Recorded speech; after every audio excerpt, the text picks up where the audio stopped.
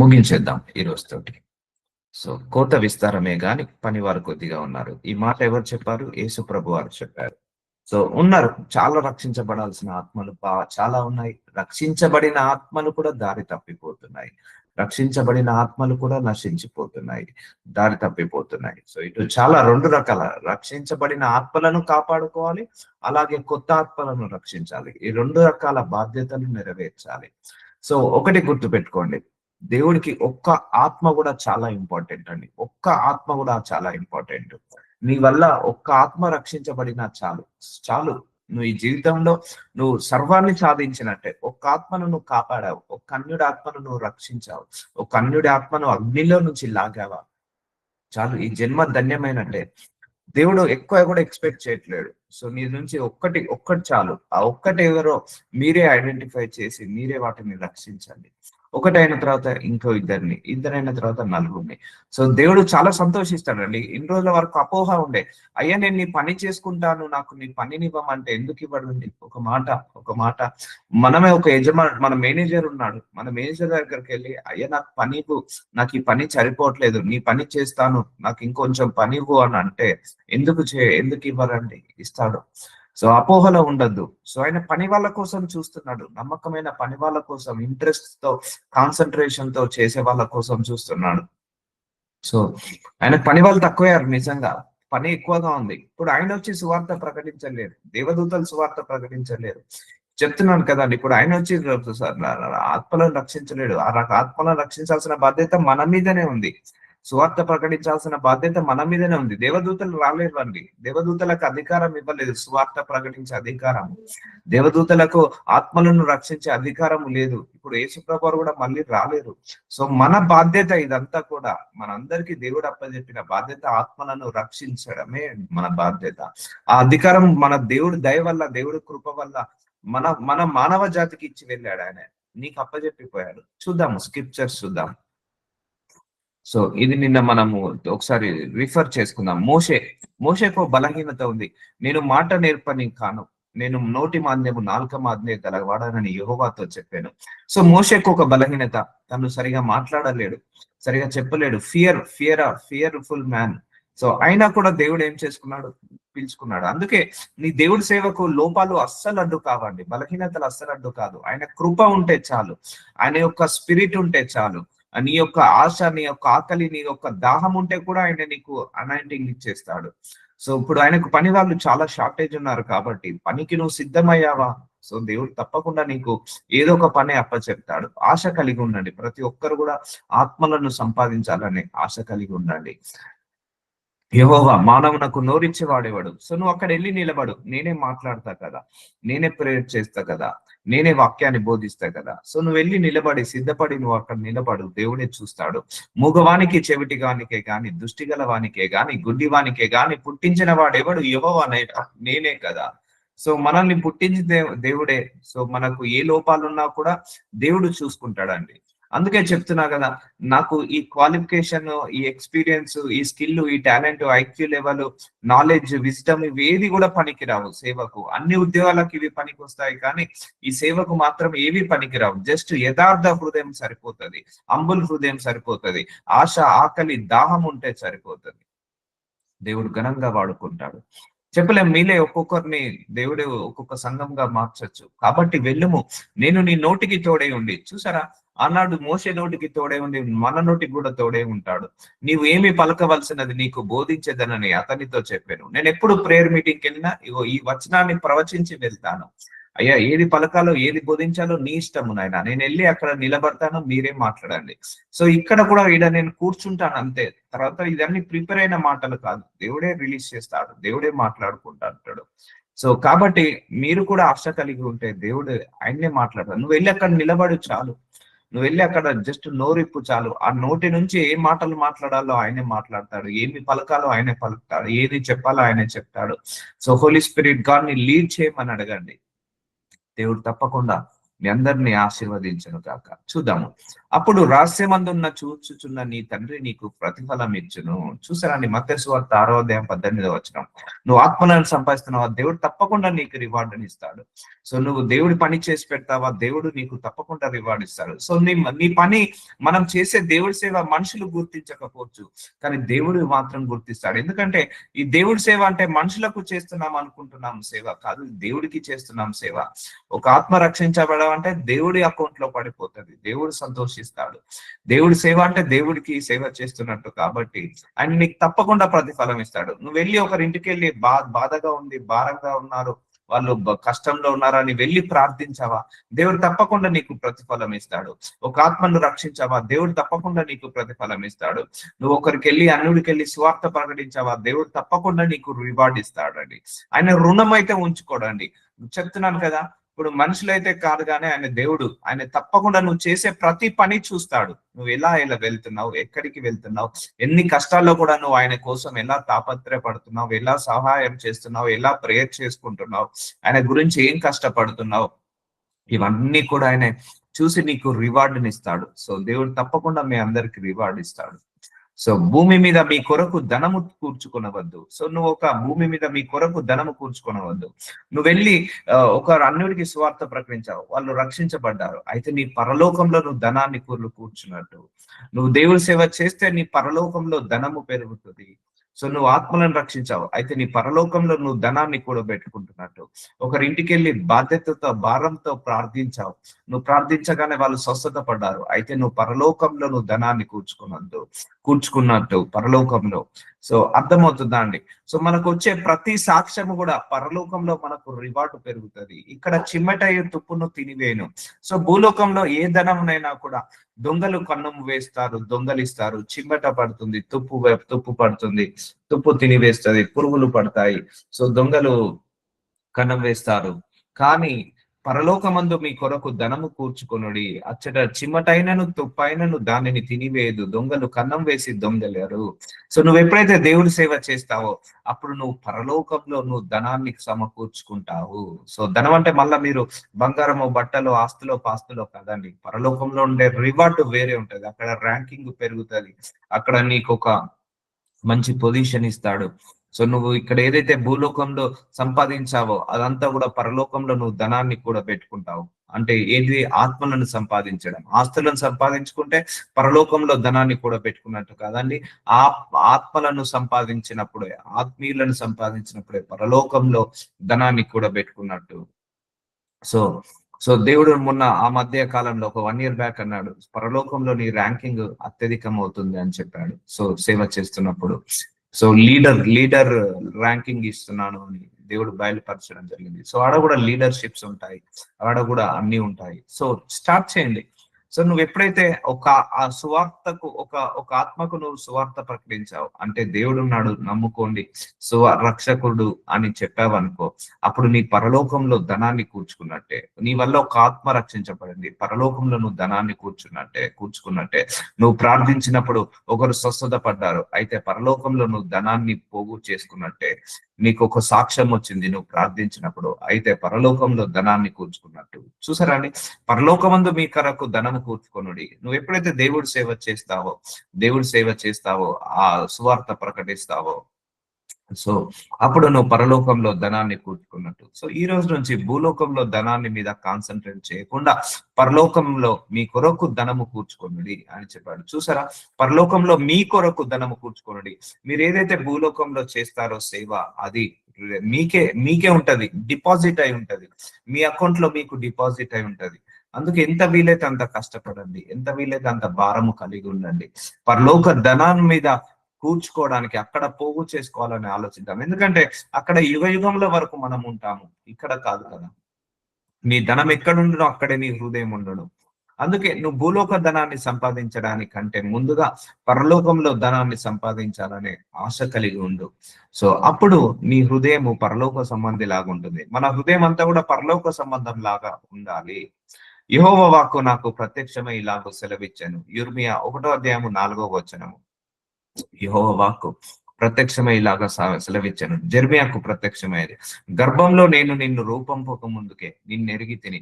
So దేవుడు కొంతమంది ప్రవక్తలను గర్భంలో నుంచే తీస్తాడు. కొంతమంది వాళ్ళు పుట్టుకతోటే చూసన్ పీపుల్ అండి. సో దేవుడు అలా కొంతమందిని అలా తీస్తాడు. సో కొంతమంది ఏమో వాళ్ళ పన్నును బట్టి, వాళ్ళ యొక్క పరిస్థితులను బట్టి, లేకపోతే వాళ్ళ యథార్థ హృదయాన్ని బట్టి కూడా దేవుడు కొంతమందిని పిలుచుకుంటాడు. సో ఇక్కడ ఈ జెర్మయా ఆయన కాలింగ్ ఏంటిది? పుట్టుకతోటే ప్రవక్త. సో గర్భంలో నేను నిన్ను రూపింపక మునుపే నిన్ను ఎరిగి తిని, నీవు గర్భం నుండి బయలు పడక మునుపే నేను నిన్ను ప్రతిష్ఠించి తిని. సో చూసారా, జనములకు ప్రవక్తగా నిన్ను నియమించి తిని. సో ఈ వాక్యము నాకు దేవుడు ఇచ్చిన ప్రామిస్ అండి. ఈ వాక్యము ఒకరోజు కోవిడ్ టైంలో నేను లాక్డౌన్ లో ఉన్నాను. సో ఇన్సులేషన్ లో ఉన్నాను. అర్ధరాత్రి 3ంటికి దేవుడు బైబిల్ చదువు అని ఒక ప్రేరేపణ వచ్చింది. సో బైబిల్ టక్కున ఇట్లా ఓపెన్ చేయగానే సో దేవుడు ఈ వచనాన్ని నాకు చూపించాడు. సో నిన్ను జనములకు ప్రవక్తగా నియమించి తిని. So by by birth itself only there is calling is there. So అలా అని కాదు. ఇప్పుడు ఇది ఇక్కడ నా పాత నిబంధనలో, కానీ కొత్త నిబంధనలు ఎలా ఉంటుందంటే అందరూ చేయొచ్చు. నీకు ఆశ ఉంటే నువ్వు సేవ చేసుకోవచ్చు. నీకు దాహం ఉంటే సేవ చేసుకోవచ్చు. నీకు ఆ ఆత్మలను సంపాదించాలని భారము కలిగి ఉంటే సేవ చేసుకోవచ్చు. సో పాత నిబంధనలో పుట్టుకతోటే ప్రవక్తలు కానీ పుట్టేవారు. కానీ ఇప్పుడు మనందరం కొత్త నిబంధనలో ఉన్నాం. అయ్యా నాకు పని అప్పచెప్పు, నాకు నీ పని చేయాలనే ఆశ ఉంది అంటే దేవుడు ఇస్తాడు. సో చూసారండి, జనములకు ప్రవక్తగా నియమించి తిని. సో మనందరినీ కూడా ఒక జనములకు ప్రవక్త, ఎందుకంటే కోత చాలా విస్తారంగా ఉందండి. సో మన చుట్టుపక్కలనే కొన్ని లక్షల మంది తిరుగుతున్నారు. సో అవును, మనం చెప్పినప్పుడు వాళ్ళు వినరు, అది మనం పట్టించుకోవద్దండి. చెప్పడం వరకే నీ బాధ్యత. వినడమా, వీటిని వినకపోవడమా, యాక్సెప్ట్ చేయడమా, యాక్సెప్ట్ చేయకపోవడమా, వాళ్ళు తిట్టుకోవడమా, ఎగతాళి చేయడమా అనేది అది వదిలేసేయాలి. మనం ఆ థాట్ లోకి రావద్దు. ఎందుకంటే వాళ్ళు ఇప్పుడు యాక్సెప్ట్ చేయకపోవచ్చు. మేబీ 1 year తర్వాత, 2 years తర్వాత నువ్వు చెప్పిన విధానాన్ని బట్టి, చెప్పిన మాటను బట్టి వాళ్ళు యాక్సెప్ట్ అవుతారు. ఎందుకంటే ఇప్పుడు మనం చెప్పినప్పుడు వాళ్ళు యాక్సెప్ట్ చేయరు, కానీ ఒక అట్మాస్ఫియర్ క్రియేట్ చేస్తాడు దేవుడు. ఎందుకంటే ఆల్రెడీ సువార్త వాళ్ళ చెవిలోకి వెళ్ళింది కదా. సువార్త చెవిలోకి వెళ్ళిన ప్రతి వాడు కూడా రక్షించబడతారు కూడా. కానీ ఆ సువార్త చెప్పే వాళ్ళు లేరు కాబట్టి రక్షించలేకపోతున్నారు. సో అందుకు అయ్యో ప్రభువగు యెహోవా చిత్తగించుము, నేను బాలుడనే మాట్లాడుటకు నాకు శక్తి చాలదని నేను అనగా.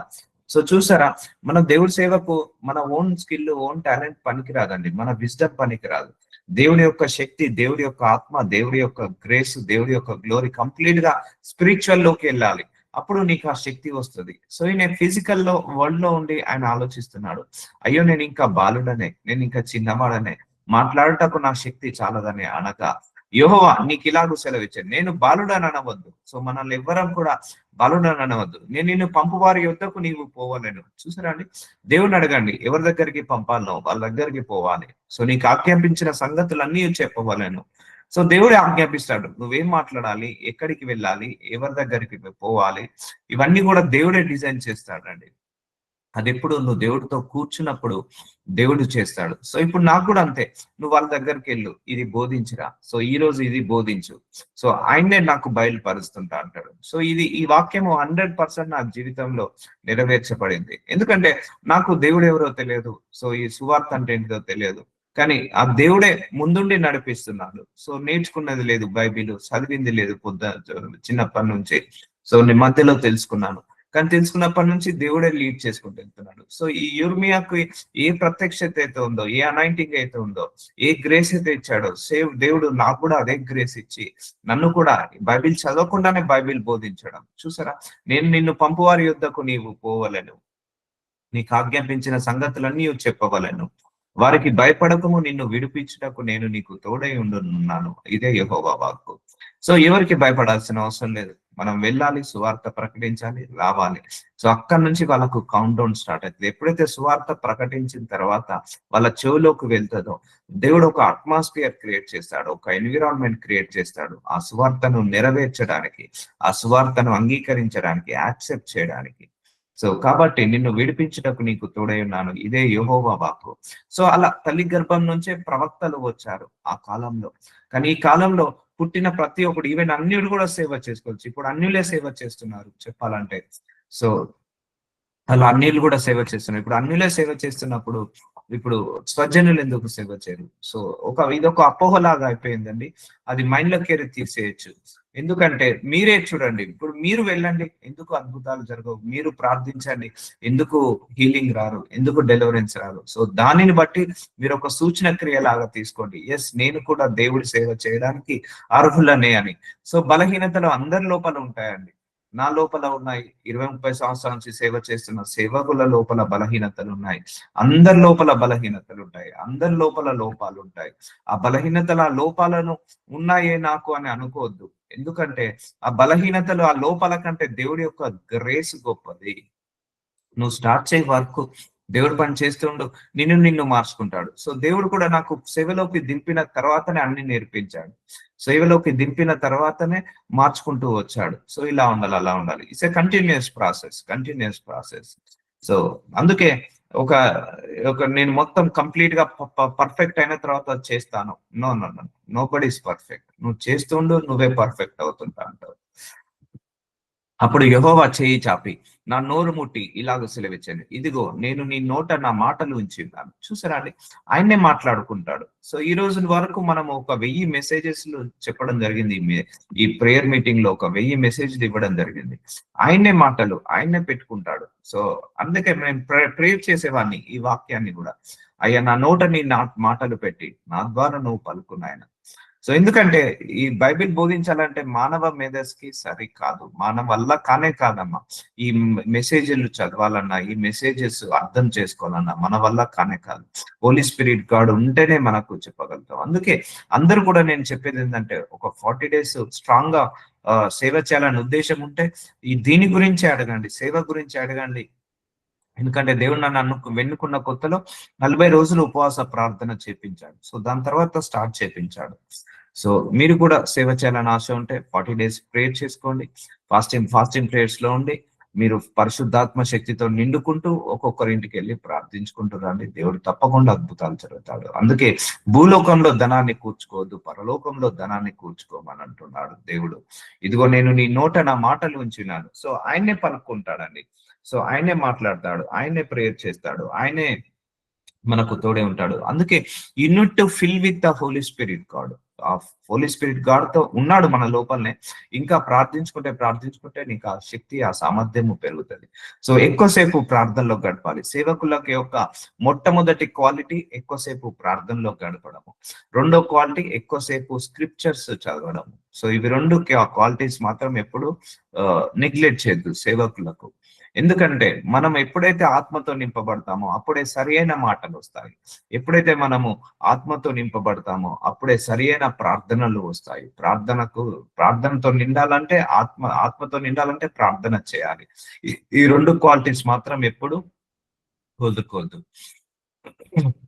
సో పెళ్లగించుటకు, విరగొట్టుటకును, సో నశింపజేయుటకును, పడద్రోయుటకు, కట్టుకుటకు, నాటుటకు నేను ఈ దినమున జనముల మీద, రాజ్యముల మీద నిన్ను నియమించి ఉన్నాను. చూసారా, దేవుడు అథారిటీ ఇస్తాడు. సేవకులకు ఒక అథారిటీ ఇస్తాడు. ఎవరైనా తప్పు చేస్తే ఖండించడానికి, వాళ్ళ మనసులను, హృదయాలను సరి చేయడానికి, వాళ్ళను మార్చడానికి, మార్పు చెందడానికి, కట్టడానికి, నాటడానికి, ఇలా అన్నిటి మీద దేవుడు అధికారాన్ని ఇస్తాడు. అవునండి, సేవకులకు అథారిటీ ఉంటుంది. సో ఎవరైనా తప్పు చేస్తే తప్పు అని ఖండించాలి, చూసుకుంటూ కూర్చోద్దు. సో ప్రేర్ చేయాలి వాళ్ళ గురించి. సో ప్రేర్ చేసినప్పుడు ఆ విరిగిపోతాయి, ఆ సంఖ్యలు విరిగిపోతాయి, నశించిపోయే వాళ్ళు రక్షించబడతారు. సో ఇవన్నీ కూడా సేవ అంటే ఇలా చేయాలండి. సో ఉయ్యాల ఫంక్షనాలు లేకపోతే అది తప్పనని నేను, గృహ ప్రవేశాలు, సో ఇది కాదు అది సేవనే. కానీ అంతకంటే ముఖ్యంగా ఆత్మను రక్షించాలి. అంతకంటే ముఖ్యంగా రోగులను స్వస్థతపడాలి, దయ్యాలను వెళ్ళగొట్టి రావాలి. సో నశించిపోతున్న వాళ్ళను రక్షించాలి. పెళ్లగించుటకు, వీరగొట్టుటకు మనందరికి కూడా అధికారం ఉంది. సో రాజ్యంల మీదను నిన్ను నియమించి ఉన్నాను. సో చూసారా, దేవుడు నీకు కొన్ని ఆత్మల మీద నియమించాడు. సో ఐడెంటిఫై చేయండి. సో క్రియేట్ ద అట్మాస్ఫియర్ అని క్రియేట్ చేయండి, క్రియేట్ ద ఎన్విరాన్మెంట్ అని క్రియేట్ చేయండి. లార్డ్ ఓపెన్ ద డోర్స్ అని ప్రేర్ చేయండి. దేవుడు తప్పకుండా నీ దగ్గరికే పంపిస్తాడు. నేను ప్రేర్ చేసేవాడిని, అయ్యా ప్రభు ఇటు జాబ్ చేసుకుంటూ నేను ఇట్లా నీ సేవ చేయాలి. సో అన్నప్పుడు దేవుడు మైటీ విషయంగా సో ఇలా ఆన్లైన్ ప్రేయర్ మీటింగ్ ఓపెన్ చేశాడు. సో దేవుడు ఒక వాగ్దానం ఇచ్చాడు, నువ్వు ఎక్కడ కూర్చుంటే, నువ్వు ఎక్కడ నిలబడితే అక్కడే నీకు సంఘం చేస్తానన్నాడు. సో ఇప్పుడు నా ఇంట్లో నుంచే సంఘములాగా మారిపోయింది. ఇక్కడనే ఆరాధన, ఇక్కడనే స్తుతి, ఇక్కడనే వాక్య పరిచర్య, ఇక్కడనే ప్రార్థన చేయడం, ఇక్కడ నుంచే సాక్ష్యాలు రావడం. చూసారండి, ఒక సంఘం లాగానే అయిపోయింది. దేవుడు నాకు ఇది 2022లో వాగ్దానం ఇచ్చాడు, నువ్వు ఎక్కడ ఉంటే అక్కడే సంఘం అవుతుందని. సో అది చెప్పిన 1 వీక్ నుంచే ఈ ఆన్లైన్ ప్రేయర్ మీటింగ్ ని స్టార్ట్ అయిపోయింది. నేను తండ్రి యొద్దకు వెళ్ళుచున్నాను. యోహాను సువార్త 14వ అధ్యాయము 12వ వచనము. గనుక నేను చేయు క్రియలు నాయందు విశ్వాసం ఉంచు వాడును చేయను. చూసారా అండి, నేను చేయు క్రియలు నాయందు విశ్వాసము. సో ఇప్పుడు మన అందరం కూడా ఆయన ఎందు విశ్వాసం ఉంచున్నాను, వాడు చేయను. సో మనం ఎందుకు చేయాలి? సో ఈ స్క్రిప్చర్ కూడా నన్ను ప్రేరేపించింది. ఇప్పుడు ఏమంటున్నాడు? నేను చేయు క్రియలు నాయందు విశ్వాసముంచు వాడును చేయను. ఇక్కడ ఓన్లీ పౌలే చేస్తాడు, పీటరే చేస్తాడు, శామ్యుయలే చేస్తాడు, లేకపోతే సిమోన్ చేస్తాడు అనరా? ప్రతి వాడు అని రాయబడింది. నాయందు విశ్వాసం ఉంచు వాడును చేయును, వాటికంటే మరి గొప్పవి అతడు చేయునని మీతో నిశ్చయంగా చెప్పుచున్నాను. చూసారా అండి, ఇది నూతన నిబంధన అండి. నూతన నిబంధనలో ఉన్నాం మనందరం కూడా. నువ్వు దేవుణ్ణి విశ్వసిస్తావా, దేవుని నమ్ముతావా, అయితే నువ్వు కూడా అద్భుతాలు చేయొచ్చు. సో నేను చేయు క్రియలు నాయందు విశ్వాసం ఉంచువాడు. మనందరం విశ్వాసం ఉంచుతున్నామా లేదా? సో దేవుడు ఇచ్చేశాడు నీకు అధికారము. ఆయన శిలువ మరణంలోనే నీకు అధికారాన్ని ఇచ్చేశాడు, సేవ చేసే అధికారాన్ని, ఇతరుల గురించి ప్రార్థించే అధికారాన్ని, ఆత్మలను రక్షించే అధికారాన్ని నీకు ఆల్రెడీ ఉంది. సో ఇక్కడ వాక్యం అదే చెప్తుంది కదా, నేను చేయు ప్రతి వాడును చేయను, ఇంకా వాటికంటే గొప్ప ఇచ్చేస్తాడు. సో చూసారా, అంత అథారిటీ ఇచ్చి వెళ్ళాడు మనందరికి. సో దేవుడు ఏమి కులుకోడు, వీళ్ళు నాకంటే ఎక్కువ చేయడం ఎందుకు, నాకంటే తక్కువ చేయాలి కదా అని అనట్లేదు దేవుడు. సో యేసుప్రభు వారు ఆయన ఎన్ని అద్భుతాలు చేస్తాడో అంతకంటే గొప్ప అద్భుతాలు మీరు చేస్తారని. అలానే మనం యేసయ్య కంటే గొప్ప వాళ్ళం కాదు, తగ్గించుకోవాలి. ఈజ్ అవర్ మాస్టర్, ఆయన మన తండ్రి, ఆయన మన యొక్క గురువు ఆయనే. కాబట్టి గొప్పవి అతడు చేయనని మీతో నిశ్చయంగా చెప్పుచున్నాను. సో ఇప్పుడు నువ్వు నమ్ముతున్నావా, నువ్వు విశ్వసిస్తున్నావా, లేకపోతే నువ్వు కూడా సేవ చేయాలని ఆశపడుతున్నావా? అయితే దేవుడు నీ ద్వారా కూడా యేసయ్య చేసిన అద్భుతాల కంటే నువ్వు కూడా ఇంకా ఎక్కువగా చేయొచ్చు. అలానే యేసయ్య కంటే గొప్ప వాళ్ళం మనం కాము, తగ్గించుకోవాలి. సో విశ్వాసం ఉంచిందా? సో నువ్వు విశ్వాసం ఉందా దేవుడి మీద? సో అయితే దేవుడు నిన్ను కూడా చేస్తాడు, వాడుకుంటాడు, నిన్ను కూడా వాడుకుంటాడు. అర్థమవుతుందా అండి? సో ఇప్పుడు మన అందరం కూడా నూతన నిబంధనలు ఉన్నావు. యూ హ్యావ్ అథారిటీ, నీకు ఆల్రెడీ అథారిటీ ఇచ్చేశాడు దేవుడు, అథారిటీ ఇచ్చేశాడు. ఆయన శిల్వ మరణంలోనే నీకు అథారిటీ ఇచ్చేశాడు. చాలా మంది ఇక్కడ లాకింగ్ గా ఈ సంఘాలు వెనుకబడిపోతున్నాయి. సో ఒకటే గుర్తుపెట్టుకోండి, ఒక సేవకుడు ఎంతమంది ఆత్మలను రక్షించగలుగుతాడండి? ఒకటే గుర్తుపెట్టుకోండి, ఒకటే లాజికల్ గా ఆలోచిద్దాం. ఒక సేవకుడు ఎంతమంది ఆత్మలను రక్షిస్తాడు? 800 కోట్లను అయితే రక్షించలేడు కదా. ఆ భారము 10 మంది మీద పంచితే ఆ 10 మంది కాస్త 100 అవుతారు, ఆ 100 మందిని కాస్త 1000 మంది కాస్త 10,000 మంది, అలా భారము పంచుకోవాలి ఎప్పుడైనా కూడా. సో అందుకే ప్రతి విశ్వాసి కూడా, చూసారా, నాయందు విశ్వాసం ఉంచువాడు అంటే ప్రతి సేవకుడు అనట్లేదు, ప్రతి విశ్వాసి. సో ఇప్పుడు మనందరం కూడా విశ్వాసులమే. సో ప్రతి విశ్వాసి కూడా భారం ఉంది, ఆ బాధ్యత ఉంది, ఆ అధికారం ఉంది అండి, ఇచ్చేశాడు దేవుడు. So don't worry anything. అది ఆడవాళ్ళైనా మగవాళ్ళైనా, బాలురైనా వృద్ధులైనా, నీకు 60 సంవత్సరాలైనా కానీ 70 సంవత్సరాలైనా కానీ, స్టిల్ యు ఆర్ ఎలిజిబుల్. నువ్వు 6 ఇయర్స్ అయినా 7 ఇయర్స్ అయినా still you are eligible. So నువ్వు మేల్ అయినా ఫిమేల్ అయినా still you are eligible. So you are educated or uneducated, still you are eligible. నీకు ప్రీవియస్ లో ఎక్స్పీరియన్స్ ఉంది, సర్వీస్ చేసే ఎక్స్పీరియన్స్ ఉంది, లేకపోయినా స్టిల్ యు ఆర్ ఎలిజిబుల్. అర్థమవుతుందా అండి? You are always eligible for God's work. అర్థమవుతుందా? సో మనందరం కూడా ఎప్పుడు సిద్ధమే, ఎలిజిబులే మనందరం కూడా. అయ్యో నేను ఆడదాన్ని, నాకు భర్త లేడు, నేను చదువుకోలేదు, నేను నాకు డబ్బులు లేవా, అయినా నువ్వు ఎలిజిబుల్ దేవుడు సేవ చేయడానికి. అర్థమవుతుందా అండి? దేవుడు సేవ చేయడానికి డబ్బు అవసరం లేదు, దేవుడు సేవ చేయడానికి నేను ఫీమేలా మేలా అనే అవసరం లేదు. ఏదైనా చేసుకోవచ్చు, ఎవరైనా చేసుకోవచ్చు, కానీ చేసేదేదో ఆనెస్ట్ గా చేయాలి. సో దేవుడే నేర్పించుకుంటాడు. నువ్వు నీ ద్వారా ఎలా సేవ చేయాలనేది దేవుడే నేర్పిస్తాడు. మీరు నా నామేమున ఏది అడుగుదురో తండ్రి కుమారుని అందు మహిమ పరచుటకై దాన్ని చేతును, అడగండి యేసునామంలో, అయ్యా యేసునామంలో నేను సేవ చేయాలని అనుకుంటున్నాను. నాకు సేవ కోసం ద్వారాలను ఓపెన్ చేయండి. నాకు ఆ సేవ భారాన్ని దయచేయండి. ఇంకా అనేక ఆత్మలను రక్షించాలి యేసు నామంలో అని ఇలా ప్రార్థించండి. దేవుడు అది చేస్తాడు. సో అడగండి, అయ్యా నా ద్వారా కూడా అద్భుతాలు చేయి నాయన అని అడగండి. దేవుడు అద్భుతాలు నీ ద్వారా కూడా చేస్తాడు. ఆయన ఖుషి అవుతాడండి, సంతోషిస్తాడండి. నా బిడ్డ నా సేవ చేసుకుంటా అంటే ఎందుకు ఇవ్వడండి? ఇన్ని సంవత్సరాల నుంచి సంఘం వెనుకబడిపోవడానికి కారణం ఇదే. సంఘం అంతా కూడా నశించిపోవడానికి కారణం అదే. సో గొప్ప గొప్ప సేవకులు అంతిమ దినాలలో ఆత్మను కుమ్మరిస్తాడండి ఆయన. గొప్ప ఆత్మను కుమ్మరిస్తాడు. ఆత్మను కుమ్మరించి గొప్ప గొప్ప కార్యాలు చేశాడు. నేనైనా కూడా కొంతవరకే, నా లిమిట్ ఉన్న వరకే రీచ్ కాగలుగుతాను. మీకున్న లిమిట్ లోకి నేను రీచ్ కాలేను. సో అలా అని దేవుడి సేవ నెగ్లెక్ట్ చేస్తామా? అలా అని దేవుడి ఆత్మను నెగ్లెక్ట్ చేస్తామా? సో అలా చేయొద్దు. సో స్ప్రెడ్, ఇక్కడ నుంచి మీరు, మీ నుంచి నలుగురు, నలుగురు నుంచి అట్లా స్ప్రెడ్ అయిపోవాలి. ఒక చెట్టు ఎలా ఉంటుందండి? చెట్టు వచ్చిన తర్వాత బ్రాంచెస్ బ్రాంచెస్ బ్రాంచెస్ వస్తుంటా ఉంటాయి, కొమ్మలు వస్తుంటాయి. ఆ కొమ్మలకు ఆకులు వస్తుంటాయి. So we will grow like a tree. అలా స్ప్రెడ్ కావాలి ట్రీ లాగా. నా నామమున మీరు నన్ను ఏం అడిగిన నేను చేస్తాను. చూసారండి, ఆయన నామంలో ఏది అడిగినా చేస్తా అంటున్నాడు. సో నీ గొప్ప సేవకుడిగా మార్చమని అడగండి, గొప్ప సంఘముగా మార్చమనండి. మీకే ఒక సంఘాన్ని ఇస్తాడు, మిమ్మల్ని ఒక గొప్ప సేవకులుగా మారుస్తాడు. అది యేసు నామంలో నువ్వు అడుగు. ఎందుకు చేయను? ఈ పనికైతే ఇస్తాడండి. నువ్వు ధనం కావాలంటే ఇయ్యచ్చు, ఇయ్యకపోవచ్చు. ఆస్తులు కావాలంటే ఇయ్యచ్చు, ఇయ్యకపోవచ్చు. కానీ అయ్యా నీ పని చేసుకుంటాను, నాకు పని అప్పచెప్పు అంటే తప్పకుండా ఇస్తాడండి. 100% ఇస్తాడు దేవుడు. మీరు నన్ను ఏమి అడిగినా నేను చేస్తాను. చూసారా, ఆయన నామంలో అడగమంటున్నాడు. అడిగితే నేను చేస్తా అంటున్నాడు కదా. చూసారండి, that is the difference between old testimony to new testimony. Old టెస్టిమోనీలో conditions, rules and regulations. So old టెస్టిమోనీలో గాడ్ చూస్ చేసుకోవాలి. But it's a new testimony. So everybody is eligible. నువ్వు ఈ రోజే నువ్వు అన్యుడివే, ఈ రోజు రక్షించబడ్డావా, ఈ రోజు నుంచే నువ్వు సేవ చేసుకోవచ్చు. సో నేను స్టార్ట్ చేసింది అలాగా. నాకు దేవుడు మహాకృపను బట్టి ఈ రోజు నేను రక్షించబడ్డాను. ఈ రోజు నుంచే దేవుడు నా ద్వారా ప్రేయర్లు చేపించడం, బైబిల్ బోధించడం, ప్రవచనాలు రిలీజ్ చేయడం.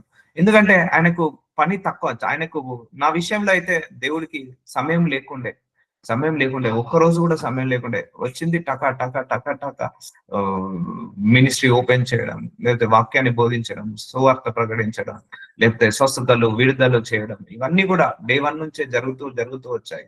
ఆయనకు నా విషయంలో అయితే దేవుడికి అసలు సమయం లేకుండే. సో స్పీడ్ గా అయిపోయాయి. సో అలాగే దేవుడు నిన్ను అన్యుడివే, ఈ రోజే రక్షించబడ్డావా, అయితే ఈ రోజు నుంచే నువ్వు సేవ చేస్తావు. ఇప్పుడు అన్యుడే ఒక రోజును దేవన్ నుంచే సేవ చేస్తున్నప్పుడు మన క్రైస్తవులు మరి 20-30 సంవత్సరాల నుంచి ఉండి సేవ చేయడానికి ఎందుకు అర్హులు కాదు? అర్హులండి. You are eligible. ఆయన రక్తంతో కడగబడ్డారు. సో తన పని వాళ్ళు ఎక్కువగా లేరు, తక్కువగా ఉన్నారు. కానీ ఆత్మలు సంపాదన మాత్రం చాలా ఎక్కువగా ఉంది, రక్షించబడాల్సిన ఆత్మలు. మీరు నన్ను ప్రేమించిన ఎడల నా ఆజ్ఞను కైకొందురు, నేను తండ్రిని వేడుకొందును, మీ వద్ద ఎల్లప్పుడూ నుండుటకై ఆయన వేరొక ఆదరణకర్తను అనగా సత్య స్వరూపయగు ఆత్మను మీకు అనుగ్రహించను.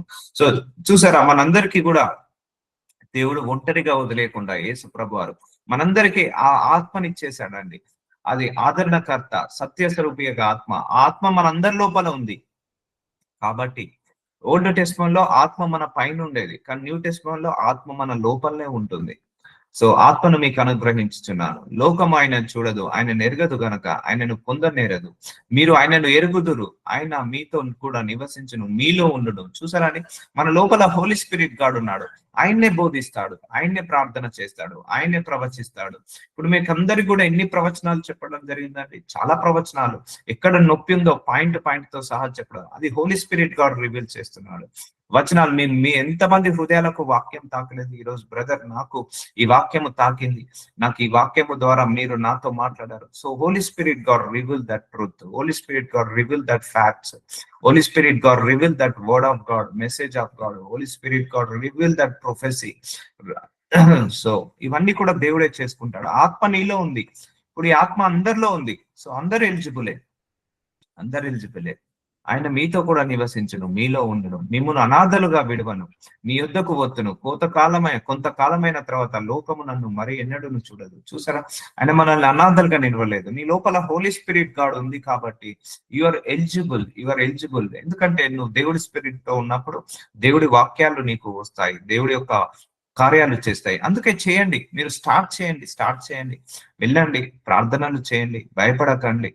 సో రిక్వెస్ట్ చేసుకోండి, ప్రార్థన చేయండి, అడగండి, పరలోకంలో ధనాన్ని కూర్చుకోండి.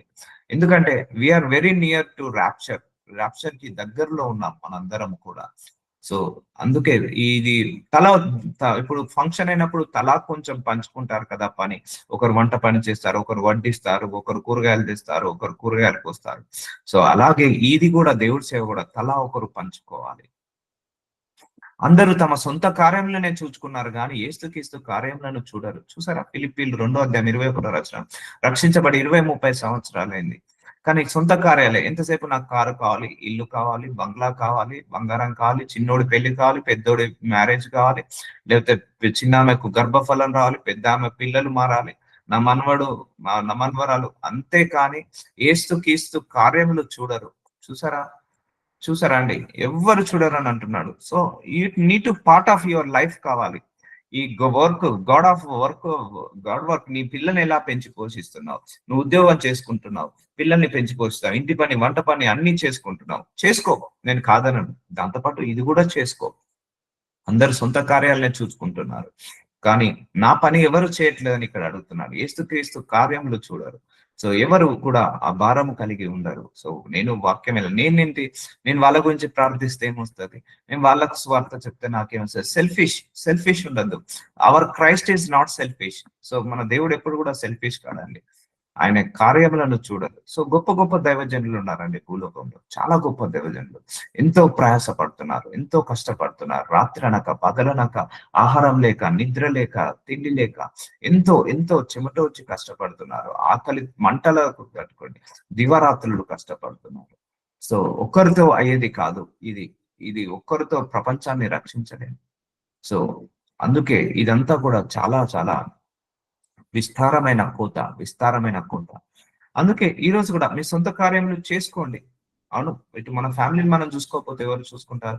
మన ఉద్యోగం చేయకపోతే ఎవరు చేస్తారు? అలాగే దేవుడి కార్యం కూడా చేయండి. నేను ఫ్యామిలీ చూసుకుంటాను, ఉద్యోగం చేసుకుంటాను, అలాగే ఇంట్లో ఏమన్నా సామాన్లు అవన్నీ ఏమైనా కావాలంటే అన్ని చూసుకుంటాను, ప్లస్ దేవుడి కార్యం కూడా చేస్తాను. సో అన్ని కూడా మనం హ్యాండిల్ చేయగలగాలి. ఉద్యోగం హ్యాండిల్ చేయాలి, సేవ హ్యాండిల్ చేయగలగాలి, అలాగే మనము ఈ ఫ్యామిలీని కూడా నెగ్లెక్ట్ చేయొద్దు. ఎప్పుడు కూడా ఫ్యామిలీని నెగ్లెక్ట్ చేయొద్దు, ఎప్పుడు సేవను నెగ్లెక్ట్ చేయొద్దు, ఎప్పుడు జాబుని నెగ్లెక్ట్ చేయొద్దు. ఈ మూడింటిని కూడా హ్యాండిల్ చేసుకుంటూ వెళ్ళాలి. అర్థమవుతుందా అండి? సేవ అంటే మనకు డైలీ 24 hours లో 24 hours ఉండదు. రోజు ఒక గంట సేపు, లేకపోతే వారానికి ఒక గంట సేపు ఉపవాస ప్రార్థన, అలా క్రియేట్ దట్ అట్మాస్ఫియర్. దేవుణ్ణి అడగాలి, మీరు నన్ను అడగద్దు, దేవుణ్ణి అడగాలి. పరుని సేవకుని ఇది చాలా కూడా జాగ్రత్తగా గుర్తు పెట్టుకోండి. నాకు ఇష్టమైన వర్స్ రోమిలోకి రాసిన 14:4 పరుని సేవకుని తీర్పు తీర్చుటకు నీవెవడవు, ఏ సేవకుని తీర్పు తీర్చకండి, అది మంచిది కాదు. ఎందుకంటే దేవుడు ఒక్కొక్కరికి ఒక్కొక్క అనాయింటింగ్ ఇస్తాడు. సో ఆ అనాయింటింగ్ మనకు అర్థం కాకపోవచ్చు, ఆ వరాలు ఆ లెక్చరర్స్ అర్థం కాకపోవచ్చు. నేను కూడా సేవ చేసే కొత్తలో, నేను దేవుడి సేవ చేసే కొత్తలో అండ్ వాక్యం బోధించే కొత్తలో కొంతమంది నా వాక్యాన్ని తప్పు పట్టారు. సో వాళ్ళ సంఘాలు మూతబడిపోయాయి. ఎందుకంటే దేవుడు ఒక అనాయింటింగ్ ఇచ్చేసి ఒక కొత్తగా నడిపించాలనుకుంటున్నాడు. సో ఒక్కొక్క సేవకుని దేవుడు ఒక్కొక్కలాగా తయారు చేస్తాడు. ఇప్పుడు మోషేని తయారు చేసినట్టు యెహోషువను తయారు చేయలేదు, యెహోషువను తయారు చేసినట్టు ఏలియాను తయారు చేయలేదు, ఎలీషాను తయారు చేయలేదు. ఒక్కొక్కరిని ఒక్కొక్కలాగా వాడుకుంటాడు. కాబట్టి పరుని సేవకుని తీర్పు తీర్చటకు నీవెవడవు. ఇప్పుడు మీరు సేవ చేస్తున్నారు అనుకో, నేను తీర్పు తీర్చద్దు, మీరు తప్పు చేసిన ఒప్పు చేసిన దేవుడే మిమ్మల్ని గైడ్ చేస్తాడు. ఇప్పుడు నేను సేవ చేస్తున్నాను, సో మీరు తీర్పు తీర్చద్దు, దేవుడే గైడ్ చేస్తాడు. ఒకవేళ తప్పు చేస్తే దేవుడు బయలుపరిచి సరి చేసుకుంటాడు. సో అతడు నిలిచి ఉండటైనను పడి ఉండటనైనను అతని సొంత యజమానిని పనియే. ఇప్పుడు మీరు సేవ చేస్తున్నారు అనుకో, మీరు నాకు సేవ చేయట్లేదు, దేవుడికి సేవ చేస్తున్నాడు. కాబట్టి మీ యజమాని ఎవరు? దేవుడు, నేను కాదు. ఇప్పుడు నేను సేవ చేస్తున్నాను, నా యజమాని ఎవరు? దేవుడు, మీరు కాదు. సో ఇప్పుడు ఇంకొక సేవకుడు సేవ చేస్తున్నాడు, ఆ సేవకుడు తప్పు బోధిస్తున్నాడు, అది మనము చెప్పొద్దు ఎప్పుడైనా కూడా. ఎందుకంటే దేవుడే ఒకవేళ తప్పు బోధ చేస్తున్నాడు అంటే దేవుడే చూసుకుంటాడు, దేవుడే బయలుపరుచుకుంటాడు, దేవుడే మార్చుకుంటాడు. ఎందుకంటే ఆ యజమానుడు ఆయనే, మనము కాదు. అందుకే చాలా మంది యూట్యూబ్లలో ఆ సేవకుడు ఇలా చెప్పాడు, ఈ సేవకుడు అలా చెప్పాడు అని ఇలా ఒకరి మీద ఒకరు నిందలు వేసుకుంటున్నారు కదా. అయితే వాళ్ళు అపవిత్రాత్మతో నిండుపడి ఉన్నారు. ఇక్కడ దేవుడు ఏమన్నాడు? నా సొంత యజమాని పనే, అతను నిలుచును, ప్రభు అతను నిలబెట్టుటకు శక్తి గలవాడు. ఒకవేళ సేవకుడు పడిపోయాడు అనుకోండి, ఫర్ ఎగ్జాంపుల్ 15 సంవత్సరాల నుంచి సేవ చేస్తున్నాడు, ఒక పాపంలో పడిపోయాడు, అపవాది టెంప్టేషన్ లో పడి పాపంలో పడిపోయాడు. మనము అనొద్దు, ఈ సేవకుడు ఏంది ఇన్ని సంవత్సరాలు సేవ చేశాడు, ఈ సేవకుడు అయి ఉండి ఇతను పాపంలో పడిపోయాడు. ఎప్పుడు కూడా అనకండి. ఎందుకంటే ఒక సేవకుడికి వచ్చే కష్టాలు, అష్ట కష్టాలు వస్తాయి. అప్పవాది శోధనలు అపవితంగా ఉంటాయి. ఒక్కొక్కసారి లొంగిపోతారు కొంతమంది. సో అలాంటప్పుడు మనం ఆ సేవకుడు ఏంటి పడిపోవడానికి ప్రార్థించొద్దు, ఆ పడిపోవడానికి క్రిటిసైజ్ చేయొద్దు, మళ్ళీ నిలబెట్టాలని ప్రార్థించాలి, నిలబడాలని ప్రార్థించాలి. ఎందుకంటే మనందరం కూడా సేవ చేసేది దేవుడికే, ఆయనే మన అందరి యజమాని. ఒకవేళ మనం పడిపోయామా, మనల్ని నిలబెట్టుకుంటాడు ఆయనే. మనం పడిపోతే నిలబెట్టుకుంటాడు, తప్పు చేస్తే మనల్ని నిలబెట్టుకుంటాడు. కానీ మనకు అధికారం లేదు. ఒకరు సేవ చేసే సేవకులను నువ్వు తప్పు చేస్తున్నావని అనే అధికారం మనకు లేదు, నువ్వు తప్పుడు బోధిస్తున్నావనే అధికారం మనకు లేదు, నువ్వు తప్పుడుగా మాట్లాడుతున్నావు, నువ్వు పాపంలో పడ్డావన్న అధికారము లేదు. ఎందుకంటే ఆయన సేవకునికి యజమాని ఒకడున్నాడు, ఆ యజమానుడే చూసుకుంటాడు. సో అందుకే పరుని సేవకునికి తీర్పు తీర్చుటకు నీవెవడవు, అతడు నిలిచి ఉండుటైనను పడి ఉండుటనైనను అతని సొంత యజమాని పనియే. అయితే నువ్వు సేవ చేస్తున్నావు, నిన్నెవరన్నా తీర్పు తీరుస్తున్నారు అనుకోండి, దేవుడు వాళ్ళను చూసుకుంటాడు. ఎందుకంటే నువ్వు ఆయన ఆయన నీకు యజమాని. So is your owner. So అర్థమవుతుందా? సో ఇలా ఉంటుంది అన్నట్టు. అందుకే ఒక సేవకుడు పడిపోతే మాత్రం ఎప్పుడు కూడా మీరు క్రిటిసైజ్ చేయొద్దు. మీరు కూడా ఒకవేళ పడిపోతే మాత్రం ఎవరైనా క్రిటిసైజ్ చేస్తే అది వాళ్ళకు తగ్గుతుంది. ఎందుకంటే చాలా శోధనలు ఉంటాయి, చాలా అపవాది ఆటంకాలు ఉంటాయి. ఆ సేవలో పడిపోయినా, విశ్వాసంలో పడిపోయినా, నీతిలో పరిశుద్ధతలో పడిపోయినా కూడా మనం ఎప్పుడు కూడా క్రిటిసైజ్ చేయొద్దు. నేనైతే వెళ్ళి పడిపోయిన సేవకుని చూసి ఇంకా జాలి పడతాను, కానీ విమర్శించను. పడిపోయిన సేవకుని చూసి ప్రార్థించి నిలబెట్టి మళ్ళీ ఆ సేవ చేయాలని మొదలు పెట్టాలని ప్రార్థిస్తాను. సో అందుకే నిలబెట్టుటకు శక్తి గలవాడు ప్రభువు ఉన్నాడు. అందుకే don't judge any servant. So ఇప్పుడు నేను సేవ చేస్తున్నాను, don't judge me, it's not good for you. If you are serving, I will not judge you, it's not good for me. నేను మిమ్మల్ని తీర్పు తీర్చొద్దు. నేను అడుగుతాను, దేవుడు అయ్యా ఆ బిడ్డ సేవ చేస్తుంది, జ్ఞానం ఇవ్వు ప్రభువ, మంచి ఆత్మను సంపాదించే జ్ఞానాన్ని ఇవ్వండి, వాక్యాన్ని బోధించే జ్ఞానాన్ని ఇవ్వండి అని ఇలా అడుగుతాను, దేవుణ్ణి అడుగుతాను. ఒకవేళ తప్పు అనిపిస్తే నేను ప్రేర్ చేస్తాను, అయ్యా ప్రభు తప్పు అంతేగాని డైరెక్ట్ వచ్చి నేను చెప్పొద్దు కూడా. ఒక సేవకుని ఎప్పుడు కూడా విమర్శించద్దు, ఒక సేవకుని ఎప్పుడు కూడా దూషించద్దు, ఒక సేవకుని ఎప్పుడు కూడా తప్పు అనద్దు. ఇప్పుడు యేసు ప్రభు వారు సేవ చేస్తున్నప్పుడు ఇతను అబద్ధాల బోధకుడు అన్నాడు. నిజంగా నేను దయాల బోధకుడు అన్నాడు, అబద్ధాలు చెప్తున్నాడు అన్నాడు. సో నిజంగా అది కరెక్టా? కాదు. ఆయన లోపల ఉన్న అభిషేకం వాళ్ళు గుర్తించలేకపోయారు, ఆయన లోపల ఉన్న కాలింగ్ ని ఆయన గుర్తించలేకపోయారు, ఆయన లోపల ఉన్న కంటెంట్ ని గుర్తించలేకపోయారు. సో వాళ్ళకు తెలియక అన్నారు. సో వాళ్ళ సంఘాలన్నీ ఆగిపోయి యేసయ్య నడిపించే సంఘము అభివృద్ధి చెందింది. సో అలా ఉంటుందండి. ఇప్పుడు ఒక సేవకుడు ఇంకో సేవకుడిని దూషించిన, విమర్శించిన, ఈ సేవ తగ్గిపోతుంటా ఉంటది, ఈ సేవ పెరుగుతుంటా ఉంటది. సో అలా ఉంటది అన్నట్టు. అతను నిలబెట్టకు శక్తి గలవాడు. అందుకే పరుని సేవకు తీర్పు తీర్చటకు నీవెవడవు, ఎవరిని కూడా తీర్పు తీర్చద్దు. ముఖ్యంగా దేవ సేవ చేస్తున్న వాళ్ళు తప్పు చేసినా మంచిదే, ఏదో ఒకటి చేస్తున్నారు కదా, అది నువ్వెవరివి చెప్పడానికి. మనం ఎప్పుడు కూడా చెప్పొద్దండి. ఇదొక్క విషయంలో జాగ్రత్త. ఒకవేళ నీకు మనసుకు అనిపించిందా, ప్రార్థన చేయి, అయ్యే వాళ్ళకు ఇలా చేస్తున్నారు, నా మనసుకు అనిపించింది, సో వాళ్ళు జాగ్రత్తగా చేయాలి సేవ అని ప్రార్థించండి. సో అప్పుడు దేవుడికి నువ్వు అత్యధికమైన గనుడుగా ఉంటావు. సో ఈ రోజుతో ఈ సిరీస్ కంప్లీట్ అయిపోయింది.